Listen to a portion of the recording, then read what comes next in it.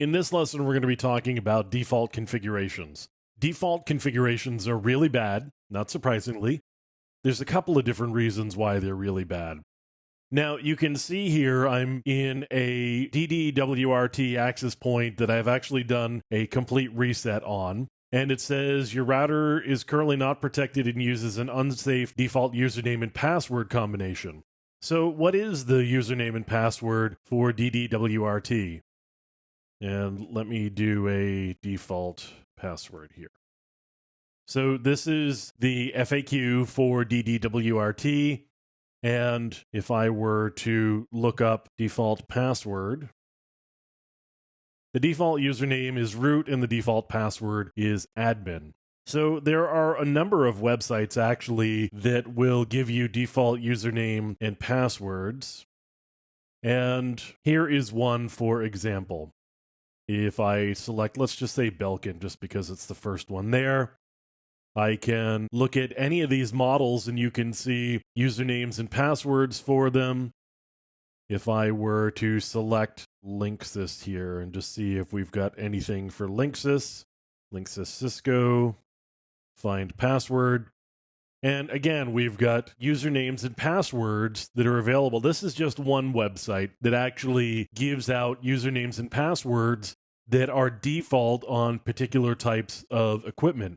So what we want to do here is always change defaults wherever possible. Here it's giving me the option to change my username and password from the default. And I can select change password there.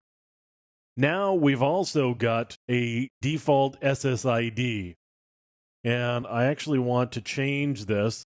Not that there's necessarily anything wrong with a default SSID as long as you are changing things like username and password, because if somebody runs across a default SSID, it doesn't necessarily give them anything.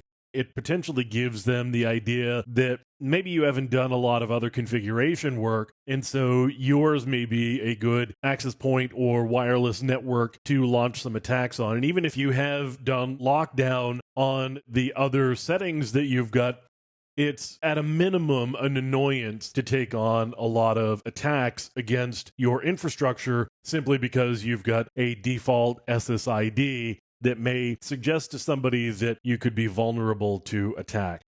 So default usernames, default passwords, default configurations in almost any manner are really a bad idea. You should change as many of the default settings as you can. Certainly when it comes to usernames, passwords, any sort of password or keying material should really be changed before you use it at all or connect it to anywhere that somebody else can get access to it. You really want to make sure you change all of those settings.